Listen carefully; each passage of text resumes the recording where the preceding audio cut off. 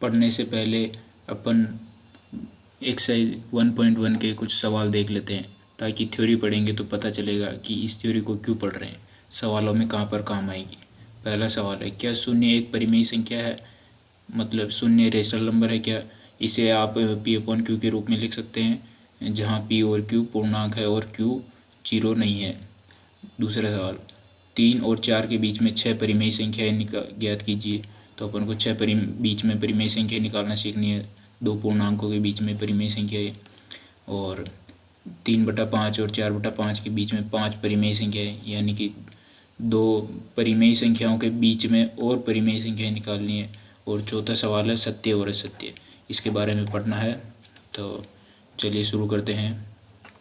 सबसे पहले संख्याओं का ज्ञान कक्षा 6 में से मिलने लग जाता है। तो आप अब तक इसको पढ़ चुके होंगे कि प्राकृत संख्याएं किसको बोलते हैं, पूर्ण संख्याएं किसको बोलते हैं। प्राकृत संख्याएं होती है नेचुरल नंबर्स, इसको एन से डिनोट करते हैं। N stands for natural number. Natural number 1 2 3 4 5 और इन्फाइनाइट तक जाते हैं, इसमें जीरो शामिल नहीं होता है। होल नंबर कहाँ से शुरू होती है, पूर्ण संख्याएं कहाँ से शुरू होती है, जीरो से शुरू होती है और अनंत तक जाती है। 0 1 2 3 4 5 6। मान लीजिए एक बेग लीजिए और उसमें 1 से अनंत तक की सारी संख्याएं इकट्ठी कर लीजिए। तो उस बेग में कौन सी संख्याएं इकट्ठी हो गई? प्राकृत संख्याएं। ये एक संख्याओं का समूह होता है, ये भी संख्याओं का समूह होता है। इस समूह में जीरो शामिल नहीं होता है, जीरो से केवल पॉजिटिव वाली संख्याएं शामिल होती है, और इसमें जीरो भी शामिल होता है। पूर्णांक संख्या को इंग्लिश में बोलते हैं इंटीजर नंबर, डिनोट करते हैं जेड से। अब आप बोलेंगे जेड से क्यों करते हैं, तो अभी देखेंगे। लेकिन ये संख्याएं कौन कौन सी होती है? ये संख्याएं होती है, यहाँ तक तो अपन ने पहले पढ़ लिया, ये संख्याएं होती है पूर्ण संख्याएं। अब इसमें और जोड़ दो माइनस नेगेटिव नंबर्स, माइनस वाली संख्याएं जोड़ देंगे तो पूर्णांक संख्याएं बन जाएंगी। माइनस वाली भी इधर अनंत तक जाती है। जो ये केवल माइनस वाली संख्याएं होती है, इनको बोलते हैं अपन ऋणात्मक पूर्णांक संख्याएं। ऋणात्मक पूर्णांक संख्याएं, नेगेटिव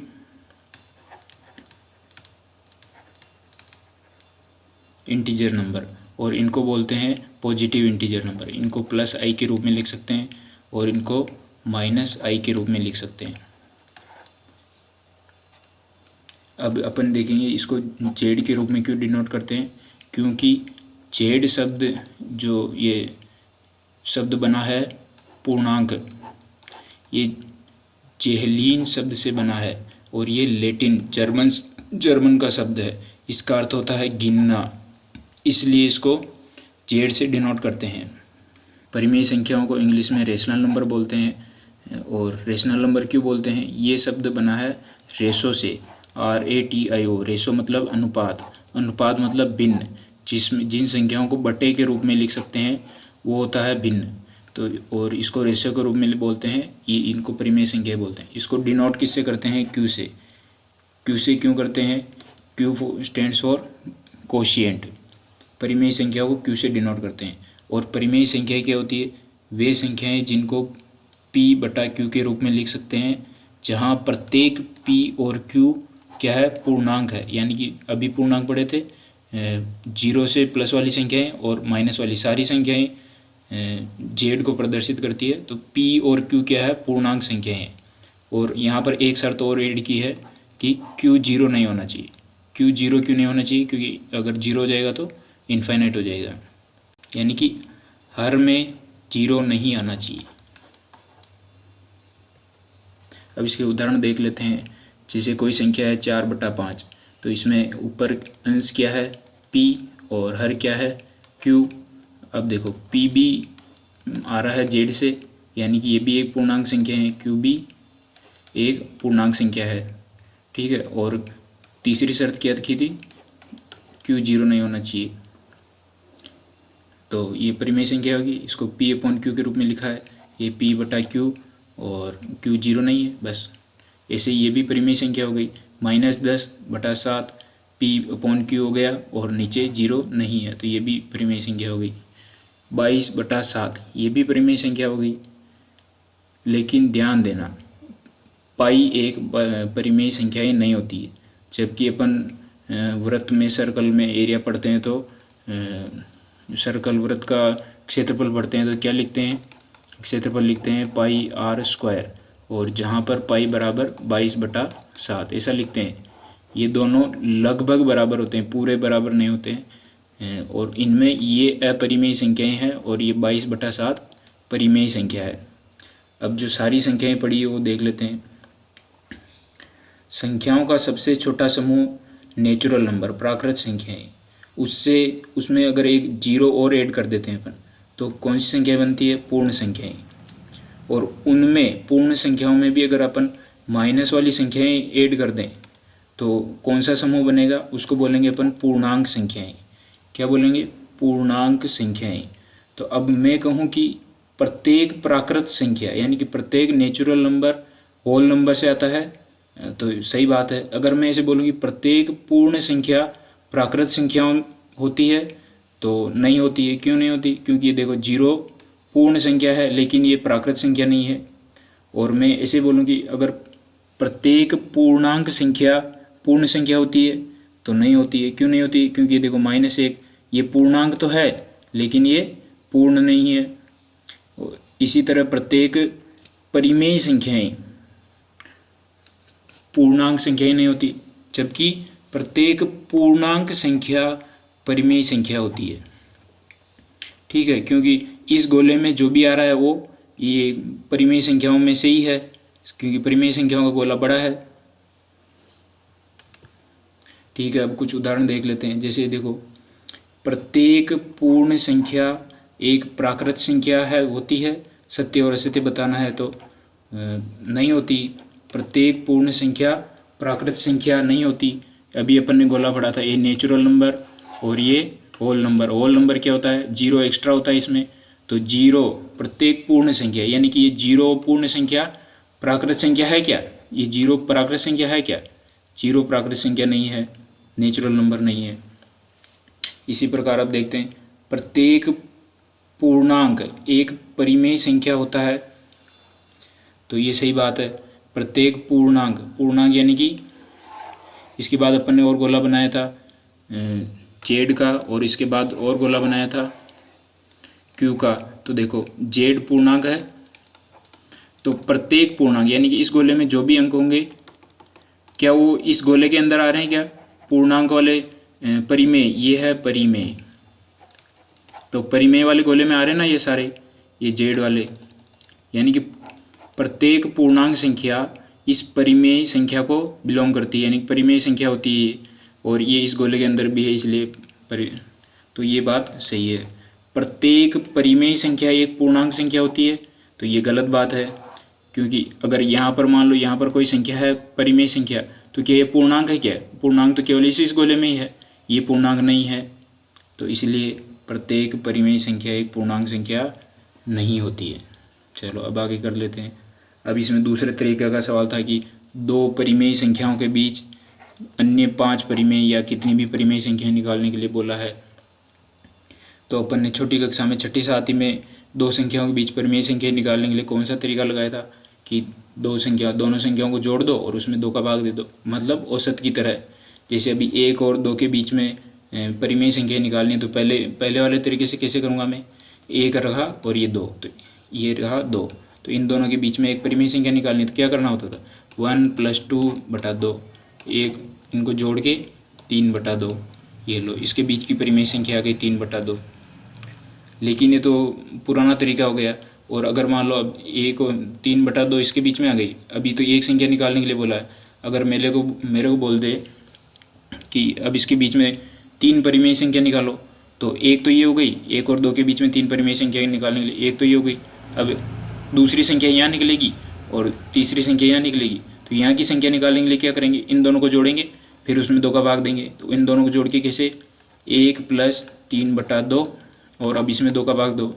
ऐसे ही यहाँ की संख्या निकालने के लिए 3/2 + 2 और फिर /2। तो ये पुराना तरीका है, ऐसे बहुत इसको हल करेंगे तो यहाँ की संख्या आ जाएगी।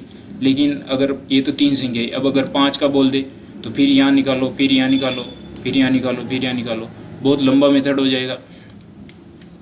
तो दूसरे तरीके से करते हैं जो बहुत आसान है। इस दूसरे तरीके में क्या करेंगे कि 1 और 2 के बीच 5 परिमेय संख्या निकालनी। कितनी निकालनी है? 5 परिमेय। तो इसके लिए क्या करेंगे? 5 में 1 ऐड करेंगे। 5 में 1 ऐड किया तो 6। अब 6 को इन संख्याओं के अंश और हर में गुणा कर देंगे। अब इनके अंश और हर तो है ही नहीं, तो अंश और हर बना लेते हैं। जैसे 1 है, 1 का अंश और हर ये 1 हो गया, और 2 का अंश और हर 1 ये हो गया। तो अब इसमें अंश और हर में किससे गुणा करना है? 6 से। किससे गुणा करना है? 6 से। 6 से क्यों किया? क्योंकि 5 परिमेय संख्या इनके बीच में निकालनी है, तो 5 में 1 एक्स्ट्रा ऐड करके करेंगे, तो एक्स्ट्रा ऐड किया तो 6 हो गया। अब 6 को ऊपर नीचे गुणा कर लो। ऊपर 6, ये भी 6, ये भी ऊपर 6 से गुणा किया, ऊपर 6 से गुणा किया, तो ये हो गया 6/6 और ये 12/6। तो अब देखो इन दोनों के बीच में कौन सी परिमेय संख्या आएगी? सिंपल सी, 6 से गिनती बोल लो 12 तक। कहाँ तक बोलनी? 6 से 12 तक। तो 6/6 तो इधर वाली सिंपल संख्या हो गई, क्योंकि फिर 7/6, 8/6, 9/6, 10/6, 11/6, 12/6। तो देखो ये 6/6 यानी कि 6 एकम 6, ये 1 वापस आ गया, 6 दूनी 12, ये वापस 2 आ गया। तो 1 और 2 के बीच में कितनी परिमेय संख्या होगी? 1, 2, 3, 4 और 5। देखो यही बोला था, यही बोला ना, 1 और 2 के बीच में 5 परिमेय संख्याएं निकालिए। तो ये लो 5 परिमेय संख्या होगी। आसान तरीका है, कुछ भी नहीं जोड़ बाकी कुछ नहीं करना है, बस जितनी परिमेय संख्या निकालने के लिए बोले उसमें 1 ऐड करो और उन संख्याओं को परिमेय बना के, यानी कि अंश और हर बना के फिर जो ऐड किया उससे गुणा कर दो। तो इस तरह से अपन बीच में से 5 परिमेय संख्या निकाल सकते हैं। अब आप ये सोचो, 5 की बोला, अगर 10 की बोलता तो क्या करता? 10 + 1 कर देता। तो क्या कितनी संख्या? 11 से ऊपर नीचे गुणा कर देता। अगर मेरे को 1000 संख्याएं बोले कोई बीच में निकालने के लिए, तो 1000 + 1, 1001 से ऊपर नीचे गुणा कर दूंगा। ऐसे लाख, करोड़, 10 करोड़, अरब, 10 अरब, बहुत सारी संख्याएं हो सकती है। तो इससे निष्कर्ष क्या निकला कि किन्हीं भी 2 संख्याओं के बीच बहुत सारी परिमेय संख्याएं होती है। अभी तो अपन ने निकाली ना, 5 परिमेय संख्याएं निकाली। 10 निकालने के लिए से 1000, 10 का जितनी आपको गिनती आती है उतनी परिमेय संख्याएं होती है 2 संख्याओं के बीच में। कैसे? और आगे समझते हैं। देखो ये दूसरा अभी जो अपन ने बताया वैसे ही है, 6/6। देखो 5 और 1 6, 5 परिमेय संख्या निकालने के लिए बोला तो 1 ऐड करके 6 से ऊपर नीचे गुणा कर दिया, तो इनके बीच में परिमेय संख्याएं आ गई 7/6, 8/6, 9/6, 10/6, 11/6। अब देखो इसका निष्कर्ष क्या निकला? किन्हीं 2 दी हुई परिमेय संख्याओं के बीच अपरिमित रूप से, अपरिमित यानी कि जिनको गिन नहीं सकते, अनंत रूप से बहुत सारी, जितनी मर्जी हो उतनी संख्याएं अपरिमित रूप से इन परिमेय संख्याओं के बीच में होती है। कहने का मतलब है 1 और 2 के बीच में भी बहुत सारी, बहुत सारी, जितना अनंत होता है ना उतनी सारी परिमेय संख्याएं होती है। फिर 2 और 3 के बीच में भी हर संख्या के बीच में अपरिमित रूप से अपरिमेय संख्याएं होती है। अब आइए सवाल करते हैं। परिमेय संख्या अपन ने क्या पढ़ी थी? परिमेय संख्या किसको बोलते हैं? ये Q है, जिसको अपन, ये परिमेय संख्या है, P/Q के रूप में लिख सकते हैं। और P और Q क्या है? P और Q क्या है? पूर्णांक है। क्या है? पूर्णांक है। पूर्णांक यानी कि 0, +1 2 3 और -1 2 3, ये सारी संख्याएं P और Q से आएगी।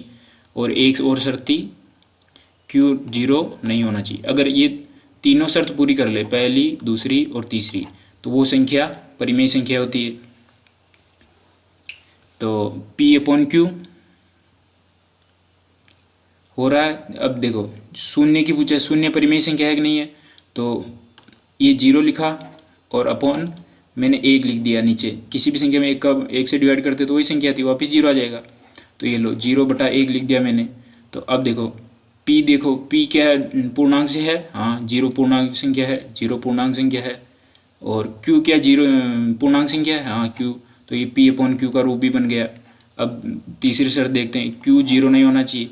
क्या Q 0 है? क्या नहीं है। अंश में, हर में 0 नहीं है, तो ये इसलिए अपन 0 एक परिमेय संख्या है। लिख सकते हैं P/Q के रूप में लिख सकते हैं, लिख के बता दिया। ये देखो 0/1 P/Q के रूप में लिख सकते हैं। तो यहाँ पर उत्तर हो जाएगा कि हाँ जीरो, ये पहले तो हाँ शून्य एक परिमेय संख्या है और इसे पी अपॉन क्यू के रूप में लिख सकते हैं, जहाँ पी और क्यू एक पूर्णांक संख्या है और जहाँ पर क्यू जीरो नहीं है। चलिए अब सवाल नंबर 2 देखते हैं। सवाल नंबर 2 के लिए क्या करेंगे, 3 और 4 के बीच में क्या करना है, 6 परिमेय संख्या निकालनी। कितनी परिमेय संख्या निकालनी है, 6। तो सबसे पहले तो 3 और 4 को क्या बना लेते हैं, परिमेय संख्या बना लेते हैं। और किसी भी संख्या को परिमेय संख्या बनाने के लिए क्या करते हैं, उसमें 1 से डिवाइड कर देते हैं। ये लो वापस 1 का डिवाइड 3 से करेंगे तो वापस 3 ही आ जाएगा, तो 3/1 और ऐसे ही 4/1। अब क्या करेंगे, 6 परिमेय संख्या निकालनी है तो किससे गुणा करेंगे, इसके अंश और हर में से। 6 + 1 = 7, तो 7 से इसके अंश और हर से गुणा कर देंगे। तो ये लो 7 से गुणा कर दिया, इधर भी 7 से गुणा कर दिया। 7 × 21/7 और ये 7 × 28/7। तो चलो अब गिनती गिन लो, 21 से 22/7, 23/7, 24/7, 25/7, 26/7 और 27/7। चलो ये कितनी हो गई, गिनो, 1 2 3 4 5 6, तो निकल गई 6 परिमेय संख्याएँ। 3 और 4 के मध्य 6 परिमेय संख्याएँ कौन कौन सी हो जाएगी, 22/7, 23/7, 24/7, 25/7, 26/7, 27/7। चलो ठीक है, ये भी हो गया। अब अगला सवाल करते हैं।